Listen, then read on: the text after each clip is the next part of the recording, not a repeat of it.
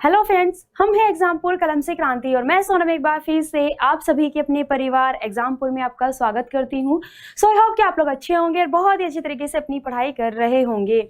सो चलिए, छुट्टी के बाद तुरंत ही हम लोग अपना सेशन लेकर के आ गए हैं और आज की क्लास में हम लोग डेली की तरह कुछ अपने इंपॉर्टेंट स्टैटिक जीके के क्वेश्चंस करने वाले हैं। क्लास बहुत लंबी नहीं जाएगी, लेकिन जितने भी क्वेश्चंस है वह आप लोग के लिए काफ़ी बेनिफिशियल होंगे, तो क्लास को जरूर अटेंड कीजिएगा, ठीक है। एंड पूरी क्लास ही आप लोग को देखनी है। जिन क्वेश्चंस के आप आंसर कर पाते हैं बहुत अच्छी बात है, जिनके आंसर नहीं कर पाते हैं वह अपने नोट्स बनाइएगा और उनको तब तक रिवाइज कीजिएगा तब तक वह आप लोगों को याद नहीं हो जाती, ठीक है।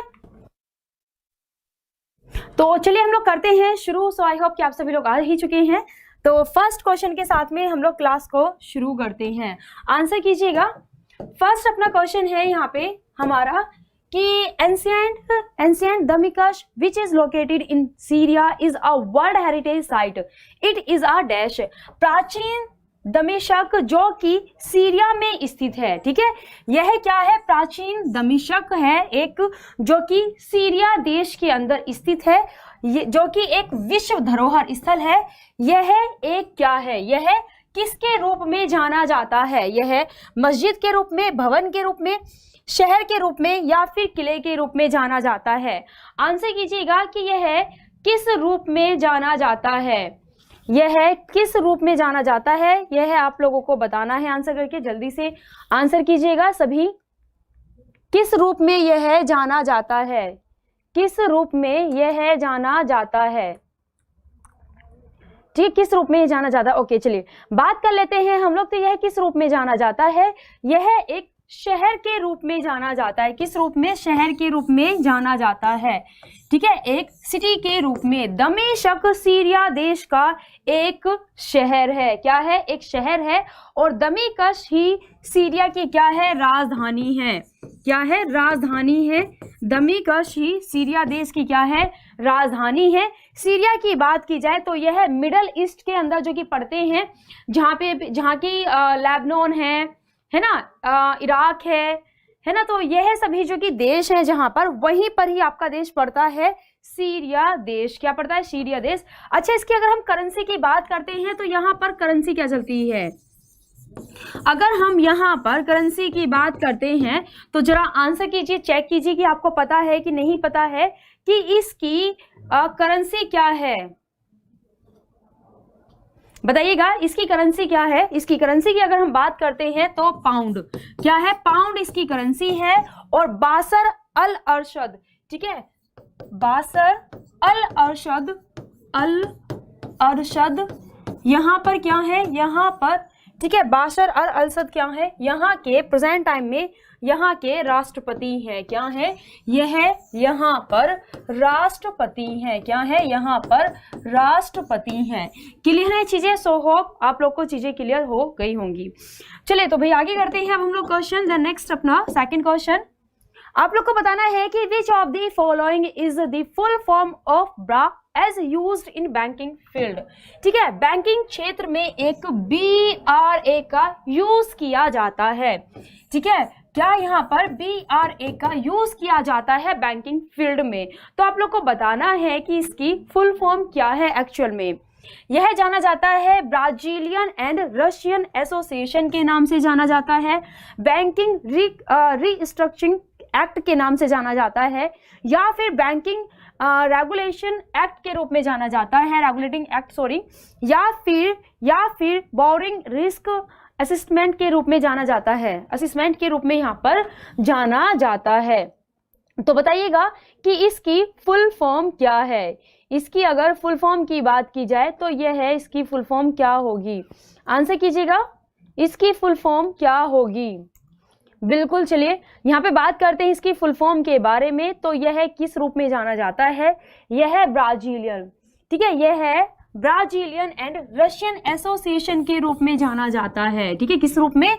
यह है ब्राजीलियन एंड रशियन एसोसिएशन के रूप में जाना जाता है, जो कि रशिया और ब्राजील देशों के रिश्ते में सुधार के लिए यह एसोसिएशन बनाया गया था, जो कि बैंकिंग फील्ड में क्या करता है, एक दूसरे को कोऑपरेट करता है, क्या करता है, एक दूसरे को सहायता यह प्रदान करता है।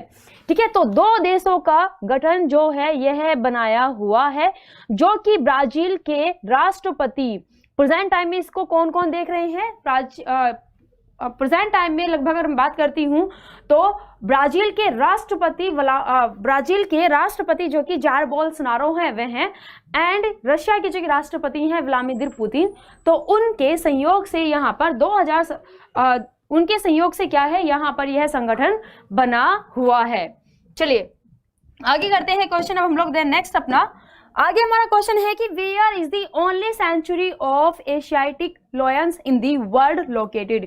विश्व में एशियाई शेरों का एकमात्र अभ्यारण्य कहाँ स्थित है। ठीक है, एकमात्र अभ्यारण्य कहाँ स्थित है यह आप लोगों को बताना है। एकमात्र केरल में है, कर्नाटक में है, गुजरात में है या फिर मिजोरम में है। इन चारों राज्यों में से जो कि आप लोग को ऑप्शन में दिए गए हैं, कौन सा आप लोगों का सही आंसर होगा, आंसर कीजिएगा कौन सा सही आंसर होगा।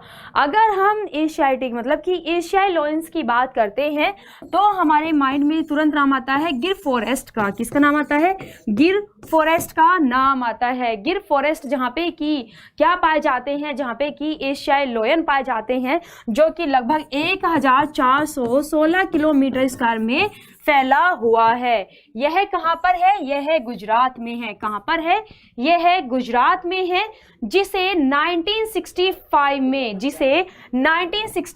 में क्या घोषित किया गया था, एक सेंचुरी मतलब कि अभ्यारण्य इसको घोषित किया गया था। अभ्यारण्य इसे 1965 में घोषित किया गया था।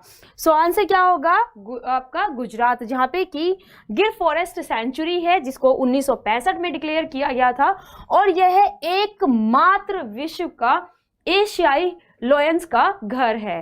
ठीक है, चलिए आगे करते हैं अब हम लोग क्वेश्चन। द नेक्स्ट कि port of Spain is the capital of which among the following countries. Port of Spain निम्नलिखित में से किस देश की राजधानी है। जो क्लास में लेट जुड़ रहे होंगे वो क्लास को स्टार्टिंग में जुड़ जाइएगा, ज़्यादा बड़ी क्लास नहीं है, आप स्पीड बढ़ाकर भी देख सकते हैं। बाकी लाइव कर रहे हैं तो बहुत अच्छी बात है, और इसके स्कोर मैं आप लोग को बताऊंगी लाइव क्लास में। चलिए, port of Spain is the capital of which among the following. बताइएगा कि यह है पोर्ट ऑफ स्पेन जो है यह किसकी राजधानी के रूप में जानी जाती है, किसकी राजधानी के रूप में जानी जाती है।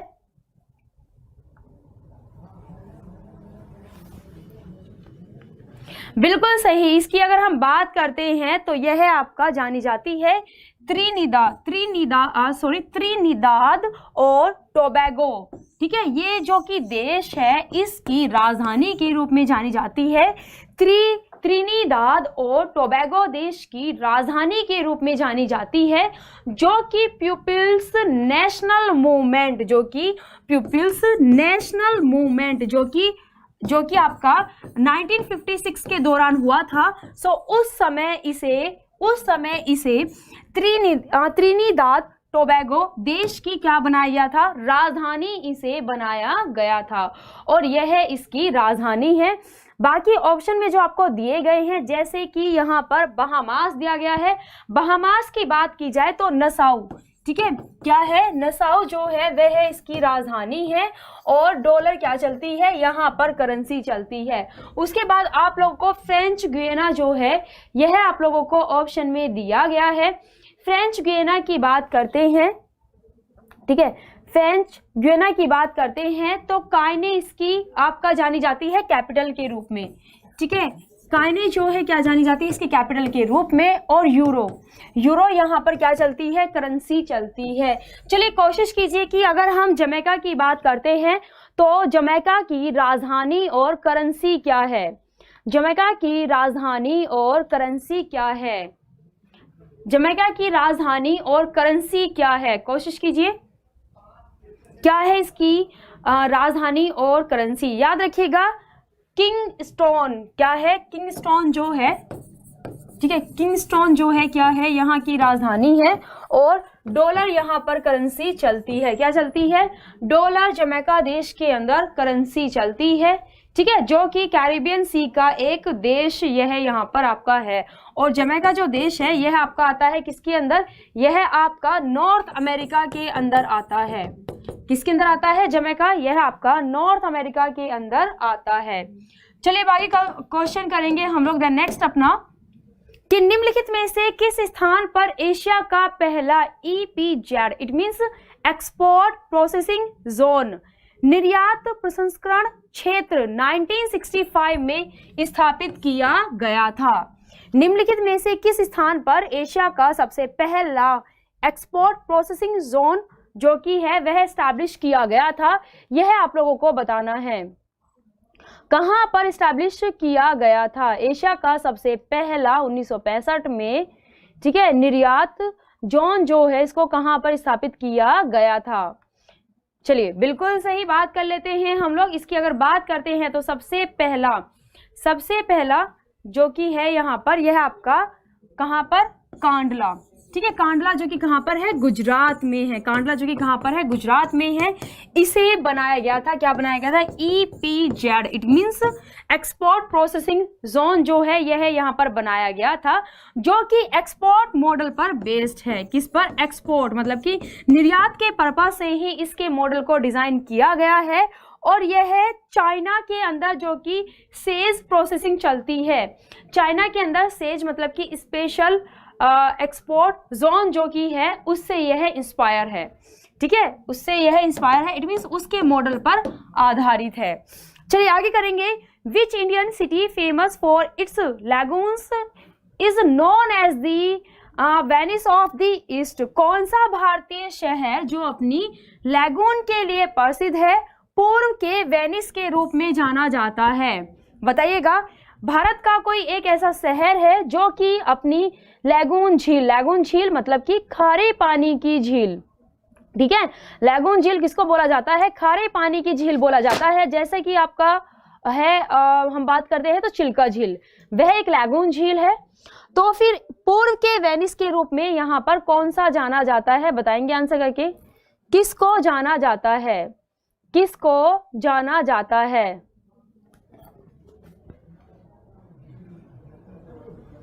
बताइएगा। चलिए यहाँ पे बात कर लेते हैं किसको जाना जाता है। बात करते हैं तो हम अलापुझा जो कि है इसको जाना जाता है।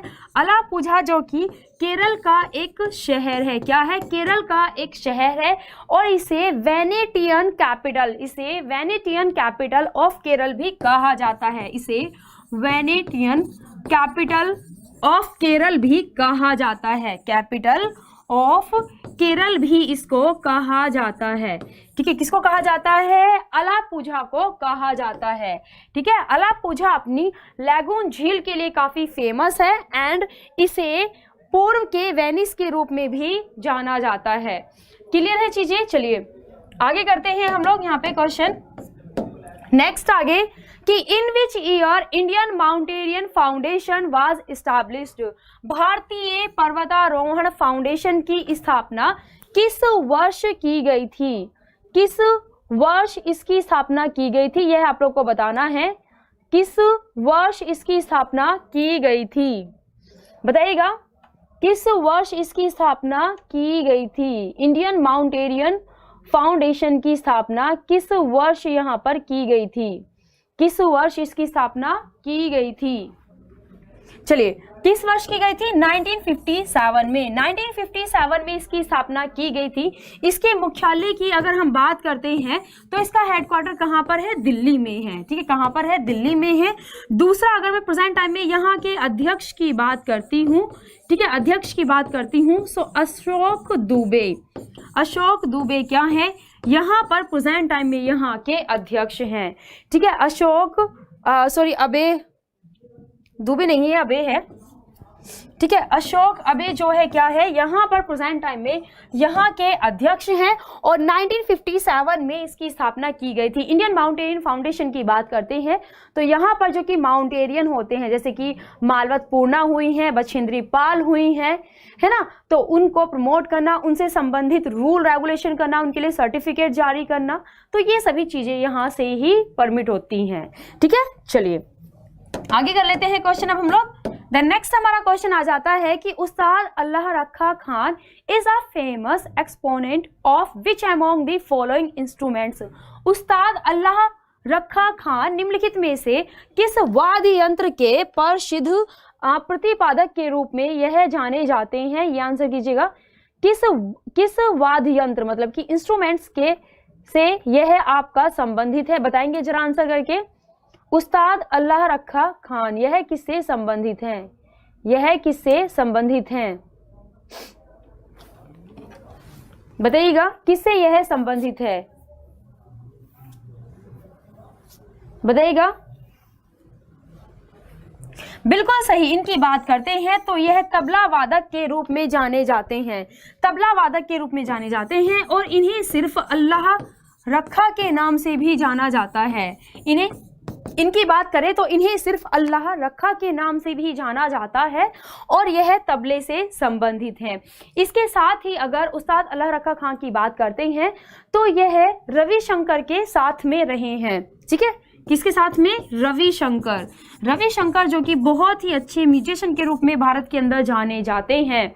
ठीक है, इंटरनेशनल लेवल पर काफी प्रसिद्धि इन्होंने हासिल की हुई है। सब रविशंकर के साथ में यह रहे हैं।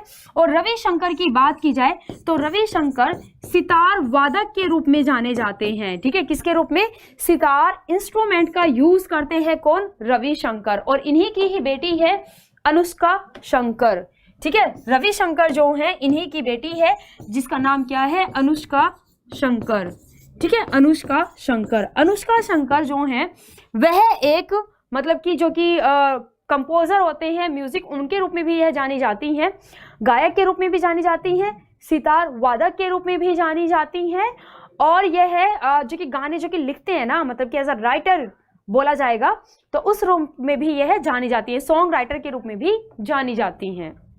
ठीक है, कभी कभी आप लोगों से सिर्फ अनुष्का शंकर के बारे में ही पूछ लिया जाता है। चलिए आगे करेंगे कि poll monitoring system was implemented in which among the following states of India for the first time. Poll monitoring system भारत के किस राज्य में निम्नलिखित में से किसके बीच पहली बार लागू किया गया था? किसके बीच यह पहली बार लागू किया गया था, यह आप लोगों को बताना है। किस राज्य में सबसे पहली बार, जो कि नीचे आप लोगों को 4 ऑप्शन दिए गए हैं जैसे कि गोवा, मणिपुर, असम, त्रिपुरा, तो किस राज्य में सबसे पहली बार यह आपका लागू किया गया था? बताएंगे आंसर करके, किसमें सबसे पहली बार यह आपका लागू किया गया था? बताइएगा किसमें लागू किया गया था सबसे पहली बार? बताइएगा।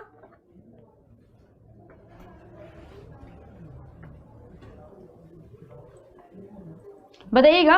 मॉनिटरिंग आपकी यहाँ पे पोल मॉनिटरिंग सिस्टम होता है जिसमें कि फिंगरप्रिंट को रिकॉर्ड किया जाता है, इवन आपकी फोटो भी उसके अंदर रिकॉर्ड की जाती है। ठीक है, जब आप वोट डाल रहे होते हैं तो आपकी फिंगरप्रिंट एंड आपकी फोटो दोनों ही चीजें इसके अंदर रिकॉर्ड की जाती हैं। और सबसे पहला जो कि इनमें से बना था वह कौन सा बना था? गोवा। ठीक है, सबसे पहला गोवा राज्य बना था जिसमें कि यह आपका लागू किया गया था। चलिए आगे करते हैं अब हम लोग क्वेश्चन द नेक्स्ट अपना। Who among the following is not associated with billiards in India? निम्नलिखित में से कौन भारत में बिलियर्ड्स से जुड़ा नहीं है? 4 पर्सन के आप लोगों को नाम दिए गए हैं जिसमें से आप लोगों को बताना है कि कोई एक पर्सन है इनमें से जो कि बिलियर्ड्स गेम, ठीक है, बिलियर्ड्स और स्नूकर गेम के बारे में सुना होगा, जो कि इनमें से बिलियर्ड्स गेम से संबंधित नहीं है। नाम बताएंगे कौन है यहाँ पर? कौन है यहाँ पर बताइएगा। मिहिर सेन, मनोज कोठारी, अशोक संडिलिए, ठीक है, अशोक संडिलिए एंड सुभाष अग्रवाल। क्या आंसर होगा इसका? क्या इसका सही आंसर होगा? बताएंगे आंसर करके, क्या आंसर होगा? आंसर कीजिए जरा, क्या आंसर होगा? बिल्कुल सही। चलिए बात कर लेते हैं यहाँ पे हम लोग। अगर बात करें, एक और चीज ध्यान रखिएगा, आप लोग जो क्वेश्चंस कर रहे हो, लास्ट में आप लोगों का स्कोर क्या रहा, यह आप लोग मुझे ऑफलाइन कमेंट करके बताएंगे। ठीक है, ऑफलाइन कमेंट करके आप लोग मुझे यहाँ पर बताएंगे। चलिए हम बात कर लेते हैं यहाँ पर किसके बारे में, जो कि नाम दिया गया है आप लोग को मिहिर सेन। मिहिर सेन की बात करते हैं। मिहिर सेन, मिहिर सेन हमारे भारत में जाने जाते हैं। यह पहले इंडियन बने थे, भारत में यह पहले इंडियन बने थे जिन्होंने कि 1958 में इंग्लिश चैनल, ठीक है, इंग्लिश चैनल जो है, इंग्लिश चैनल जो है इसको क्रॉस किया था। ठीक है, इंग्लिश चैनल जो है क्या किया था, इसको क्रॉस किया था इन्होंने। और यह एक स्विमर के रूप में जाने जाते हैं। किस रूप में? यह एक स्विमर के रूप में जाने जाते हैं। इसके साथ ही अगर मैं सबसे पहली महिला की बात करती हूँ कि भारत से सबसे पहली महिला कौन रही हैं जिन्होंने कि इंग्लिश चैनल को पार किया है, तो वह कौन रही हैं? आरती शाह। कौन रही है? आरती शाह पहली महिला रही हैं जिन्होंने कि इंग्लिश चैनल को क्रॉस किया था। और आरती शाह के बारे में बहुत बहुत बार पूछा गया है। तो दोनों ही पर्सन के बारे में आप लोगों को याद रखना है। एक तो कौन? एक तो मिहिर सेन, ठीक है, इनके बारे में ध्यान रखिएगा। एक तो मिहिर सेन, ठीक है, और एक कौन है? एक है यहाँ पर आपकी आरती शाह।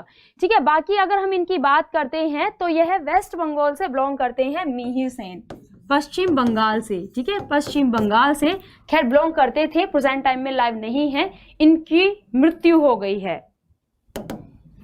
चलिए भी आगे करते हैं क्वेश्चन अब हम लोग कि Masai is a tribe of which of the following country. Masai होगा, ठीक है, मासाई निम्नलिखित में से किस देश की जनजाति है? यह किस देश की ट्राइब है, यह आप लोग को बताना है।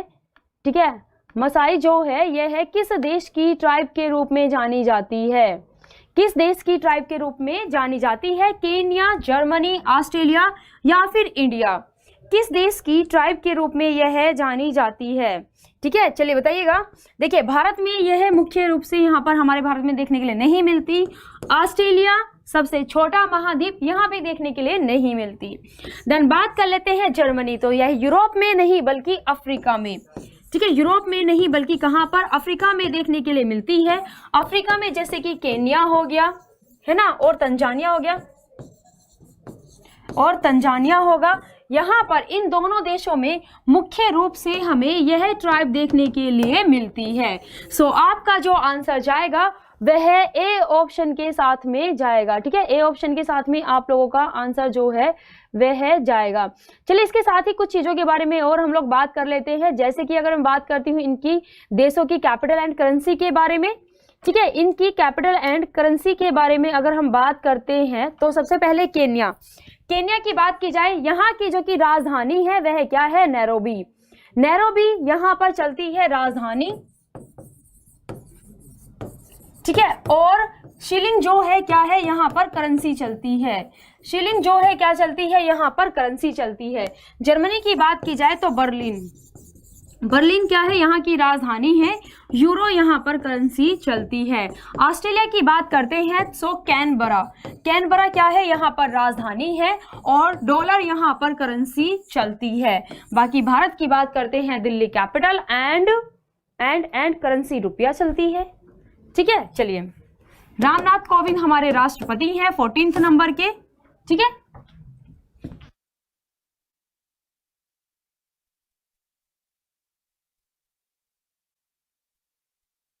चलिए आगे करते हैं क्वेश्चन हम लोग कि which beautiful and imposing mosque is located in the middle of the sea. कौन सी खूबसूरत और भव्य मस्जिद समुद्र के बीच में स्थित है? इन चारों में से कौन सी मस्जिद है जो कि समुद्र के बीच स्थित है? यह क्वेश्चन आप लोग बताएंगे आंसर करके। वैसे ये क्वेश्चन का आप लोग एलिमिनेट विधि को भी अपना सकते हैं। बाकी चलिए देखते हैं कि आप लोग इसका किस तरह से आंसर निकालते हैं। Find out the answer of this question. चलिए आंसर कीजिएगा। चलिए ठीक है, बात कर लेते हैं यहाँ पे हम लोग इसके क्वेश्चन के आंसर के बारे में। तो सबसे पहले हम लाल किले की बात करते हैं। लाल किला जो कि दिल्ली में बना हुआ है, ये तो कहीं से कहीं तक भी जो है पानी के आसपास दिखाई नहीं पड़ता है। चार मीनार की बात की जाए जो कि हैदराबाद में है, सो यह भी पानी के आसपास दिखाई नहीं पड़ती। फतेहपुर सीकरी की बात करते हैं यूपी के अंदर, तो यह भी पानी के मतलब चारों तरफ इसके पानी नहीं है। ठीक है, बात करते हैं हाजी अली दरगाह, किसके बारे में? हाजी अली दरगाह के बारे में बात करते हैं। सो यह कहाँ पर है?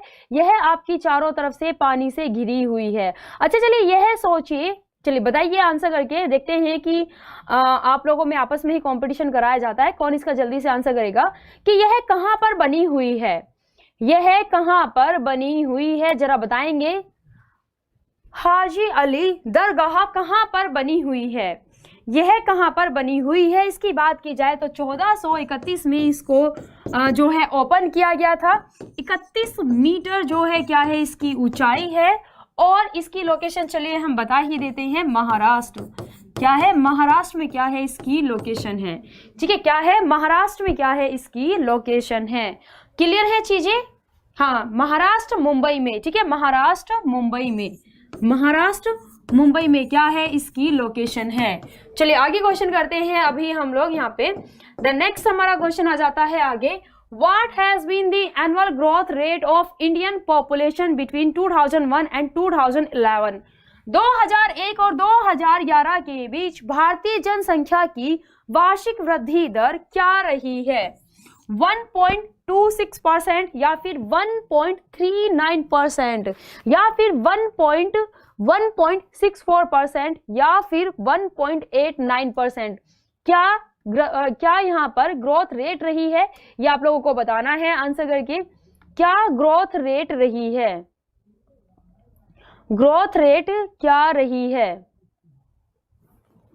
क्या ग्रोथ रेट रही है? इसके साथ ही 2011 में जनगणना यहाँ पर हुई थी भारत में, और इस बार अगर बात की जाए तो इस बार 16वें नंबर की जनगणना की जा रही है भारत में, और 8वें नंबर की जनगणना हो रही है हमारी स्वतंत्र भारत की।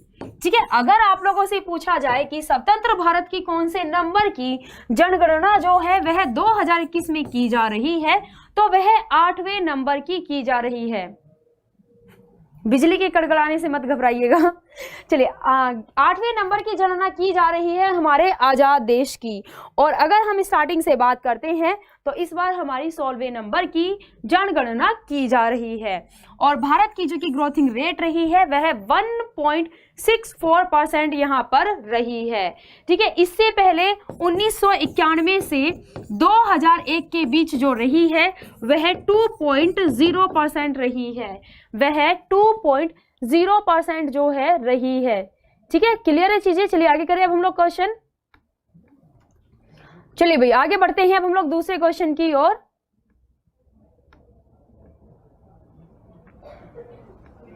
करें आगे।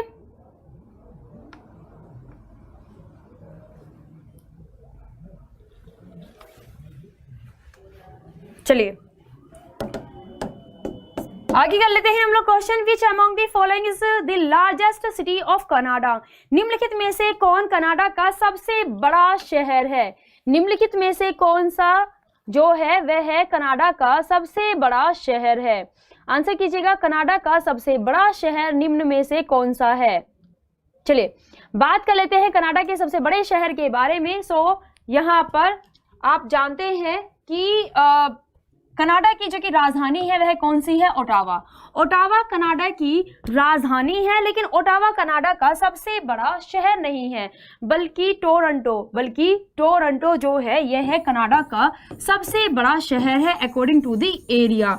क्षेत्रफल के आधार पर अगर हम देखते हैं तो यह कनाडा का सबसे बड़ा क्या है? शहर है। बाकी कनाडा की बात करते हैं तो यहाँ पर डॉलर करेंसी जो है चलती है, और कनाडा यूएसए के साथ में 49th पैरेलल लाइन से सेपरेट होता है। ठीक है, 49th पैरेलल लाइन जो है उनचासवीं समांतर रेखा के साथ में यह अलग होते हैं।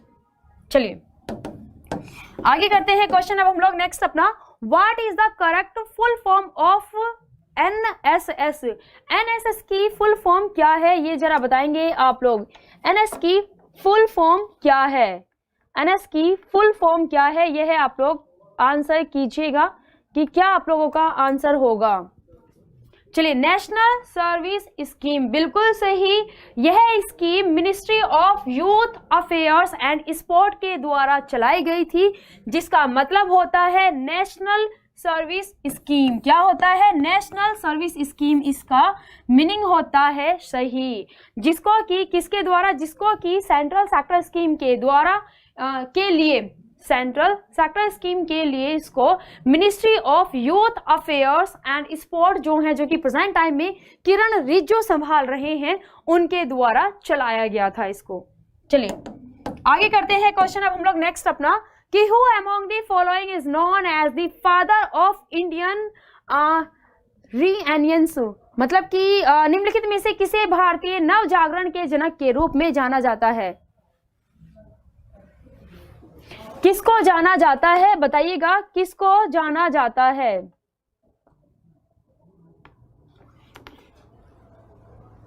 किसको जाना जाता है? किसको जाना जाता है?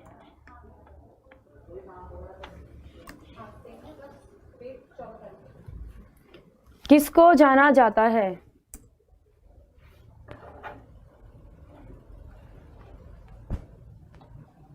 ओके, बिल्कुल सही, राजा राममोहन किसको? राजा राममोहन राय को जाना जाता है, जो कि आपका बी ऑप्शन में दिया गया है। किसको? राजा राममोहन राय को जाना जाता है। आगे कर लेते हैं question, the Gandhi Sagar dam is built on which river in the Madhya Pradesh? Gandhi Sagar बांध मध्य प्रदेश में किस नदी पर बनाया गया है? यह मध्य प्रदेश में किस नदी पर बना हुआ है? गांधी सागर बांध मध्य प्रदेश में किस नदी पर बना हुआ है? किस नदी पर बना हुआ है? नर्मदा, चंबल, बेटा, सोन नदी है, ठीक है, या फिर ताप्ती? किस पर यह बना हुआ है, बताएंगे आप लोग आंसर करके। इसकी बात करते हैं तो यह एक पावर स्टेशन के रूप में भी कार्य करता है। इसका उद्घाटन 7 मार्च 1957 में किया गया था, जो कि उस समय हमारे देश के प्रधानमंत्री थे जवाहरलाल नेहरू, इनके द्वारा किया गया था। और यह चंबल नदी पर बना हुआ है, ठीक है, यह चंबल नदी पर बना हुआ है। चलिए आगे क्वेश्चन करेंगे अब हम लोग नेक्स्ट अपना, which of the following was the first planet in the solar system to be visited by a spacecraft? निम्नलिखित में से कौन सा एक अंतरिक्ष यान द्वारा जाने वाला सौरमंडल का पहला ग्रह था? ठीक है, अंतरिक्ष के द्वारा मतलब जहां पर जिस सौरमंडल के सबसे पहले ग्रह पर जाया गया था, वह कौन सा ग्रह था? वह कौन सा ग्रह था जिस पर स्पेसक्राफ्ट के द्वारा जाया गया था? बताइएगा कौन सा ग्रह था? बुध, शुक्र, मंगल या फिर बृहस्पति? किस पर सबसे पहली बार जाया गया था? किस पर सबसे पहली बार जाया गया था? बिल्कुल सही, किस पर? वीनस पर, मतलब कि शुक्र पर, ठीक है। आपकी जो कि मौसी है ना, आपकी जो कि मौसी है, मतलब पृथ्वी की जुड़वा बहन के रूप में जाना जाता है शुक्र प्लैनेट को। तो मौसी जी से सबसे पहले मिलने के लिए गए थे हम लोग, ठीक है। अंतरिक्ष यान सबसे पहली बार वीनस शुक्र ग्रह पर गया था। चलिए आगे कर लेते हैं क्वेश्चन अब हम लोग, ऑस्कर पुरस्कार जीतने वाले पहले भारतीय कौन थे?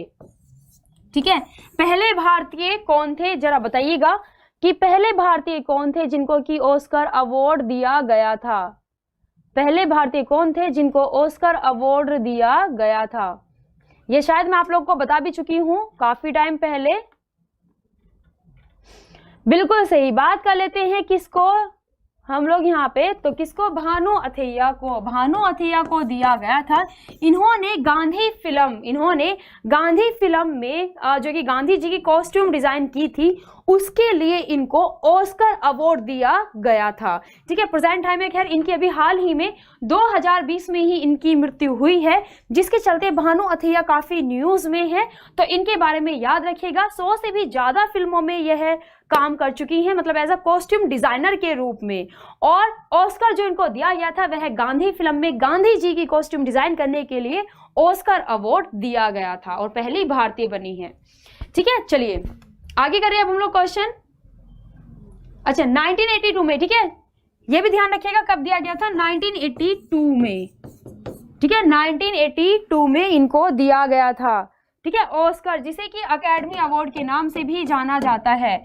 ध्यान रखिएगा, ऑस्कर अवार्ड को ही अकेडमी अवार्ड भी कहा जाता है। ठीक है, ऑस्कर अवार्ड को ही अकेडमी अवार्ड भी कहा जाता है, अकेडमी अवार्ड भी कहा जाता है, मतलब कि अकादमी पुरस्कार, अकादमी पुरस्कार भी कहा जाता है, पुरस्कार भी कहा जाता है। चलिए आगे करते हैं। Central seed testing and referral laboratory is located at, केंद्रीय बीज परीक्षण और रेफरल प्रयोगशाला कहाँ स्थित है? यहाँ मतलब कि हाँ जहाँ भी, तो यह कहाँ पर स्थित है, यह आप लोग बताएंगे आंसर करके।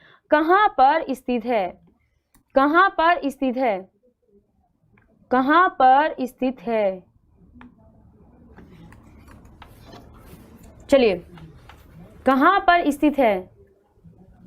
भोपाल, वाराणसी, लखनऊ या देहरादून?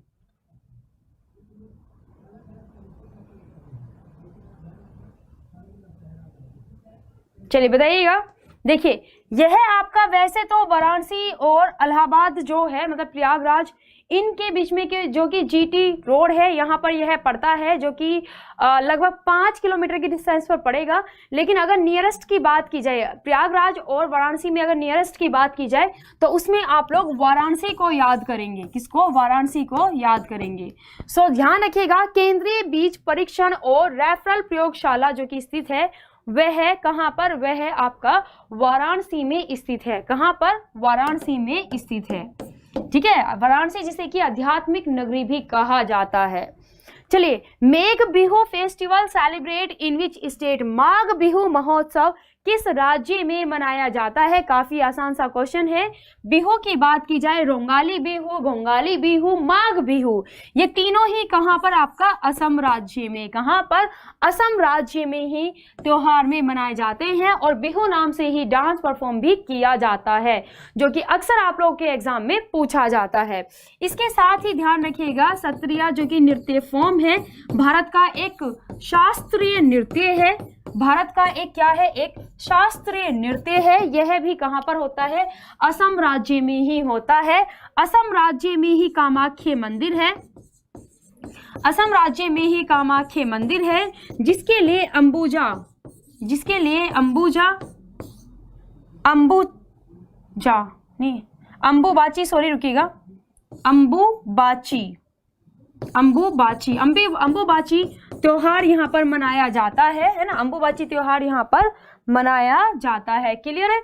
चलिए, और हाँ, वर्ल्ड का सबसे बड़ा नदी द्वीप, वर्ल्ड का सबसे बड़ा नदी द्वीप माजुली द्वीप, यह कहाँ पर है? यह भी असम राज्य में ही है, जो कि ब्रह्मपुत्र नदी से बनता है, जो कि ब्रह्मपुत्र नदी से बनता है। कहाँ पर है? असम राज्य में ही है। तो ये चीजें कुछ याद रखिएगा। चलिए आगे करते हैं। निम्न में से किस टीम ने वर्ष 2019 को रणजी ट्रॉफी का खिताब जीता था? निम्न में से किस टीम ने 2019 में रणजी ट्रॉफी का खिताब जीता था? यह आप लोगों को बताना है। रणजी ट्रॉफी का खिताब यहाँ पर जीता था। आंसर कीजिएगा, किसने जीता था? बंगाल ने, महाराष्ट्र ने, विदर्भ ने या फिर सौराष्ट्र ने? किसने रणजी ट्रॉफी? रणजी ट्रॉफी जो कि आपकी क्रिकेट से संबंधित है ना? रणजी ट्रॉफी जो कि क्रिकेट से संबंधित है। और इसकी अगर बात करते हैं हम लोग, इसकी अगर हम बात करते हैं तो बताओ जरा। 38 टीम, हाँ बिल्कुल सही, 38 टीम के आसपास यहाँ पर पार्टिसिपेट किया जाता है। और सबसे ज्यादा बार इसको मुंबई टीम ने जीता है। मुंबई टीम ने इसे 41 टाइम जीता है। मुंबई टीम ने इसको 41 टाइम जो है यहाँ पर जीता है। और बताइएगा, किसने जीता है इसको?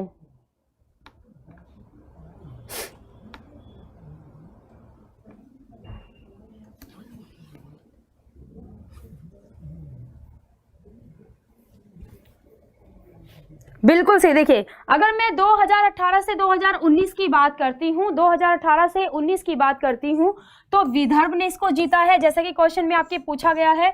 लेकिन अगर आप लोगों से 2019 से 2020 का पूछा जाए, तब इसको किसने जीता है? तब इसको सौराष्ट्र ने जीता है। अगर आप लोगों से लेटेस्ट पूछा जाए, है ना, जिसकी संभावना है ज्यादातर, वैसे तो राजस्थान का पेपर देख करके लगता है कि 2012, 14, 16, 17, 18 सभी के ही करंट अफेयर्स इंपॉर्टेंट हैं, तो चीजों को थोड़ा ध्यान रखना। 2019 मतलब 2018 से 2019 के बीच में जो कि क्रिकेट मैच हुआ है, इसके अंदर तो विदर्भ ने जीता था, लेकिन 2019 से 2020 में इसको सौराष्ट्र ने जीता है। किसने? सौराष्ट्र ने जीता है, जो कि सौराष्ट्र ने फाइनल में बंगाल को हराया था।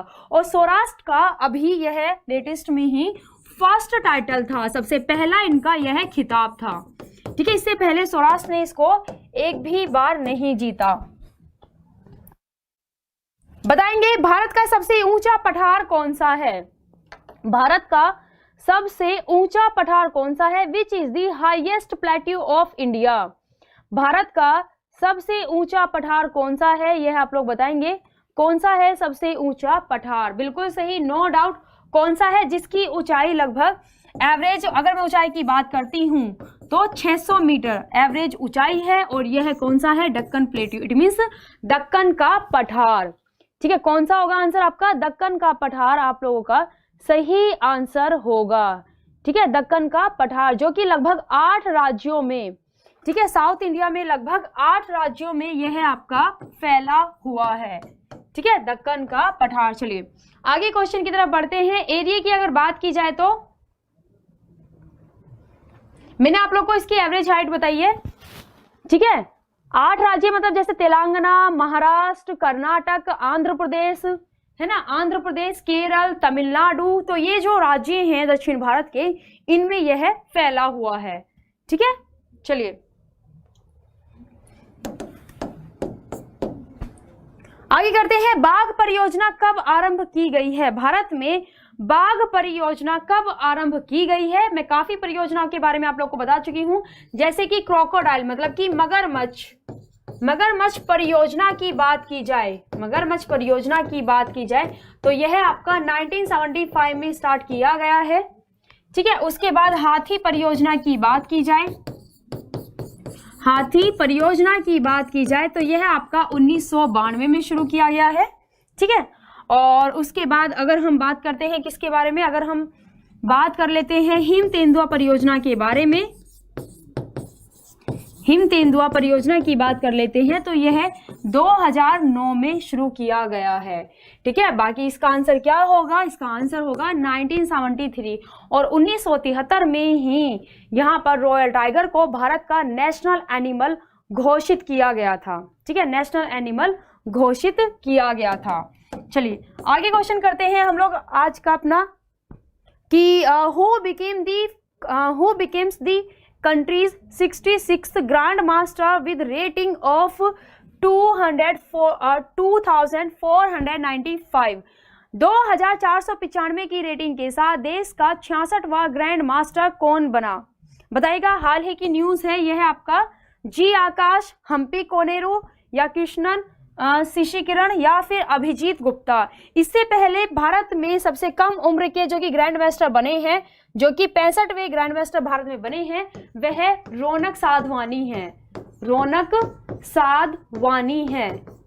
ठीक है, जो कि मात्र 13 वर्ष की उम्र में ही, 13 वर्ष की उम्र में इन्होंने ग्रैंड मास्टर का खिताब यहाँ पर जीता है। और 66वें की अगर बात की जाए तो कौन है? जी आकाश। कौन है? जी आकाश आप लोगों का आंसर होगा, जिनकी एज 16 वर्ष है। 16 वर्ष की उम्र में इन्होंने क्या जीता है? 66वां ग्रैंड मास्टर जीता है, और यह तमिलनाडु से बिलोंग करते हैं। ठीक है, तमिलनाडु के ही चेस के सबसे अच्छे खिलाड़ी हैं कौन? जो कि विश्वनाथ आनंद हैं। ठीक है, विश्वनाथ आनंद चेस के सबसे अच्छे खिलाड़ी, जो कि 5 बार विश्व विजेता रह चुके हैं, वह भी तमिलनाडु से ही हैं। चलिए आगे करते हैं क्वेश्चन। अब हम लोग नेक्स्ट अपना कि who has been appointed as the first chairman of the International Financial Service Centre Authority for a 3-year term. 3 वर्ष की अवधि के लिए अंतरराष्ट्रीय वित्तीय सेवा केंद्र प्राधिकरण के प्रथम अध्यक्ष के रूप में किसे नियुक्त किया गया है? किसको अपॉइंट किया गया है, यह आप लोग को बताना है। किसको यहाँ पर अपॉइंट किया गया है?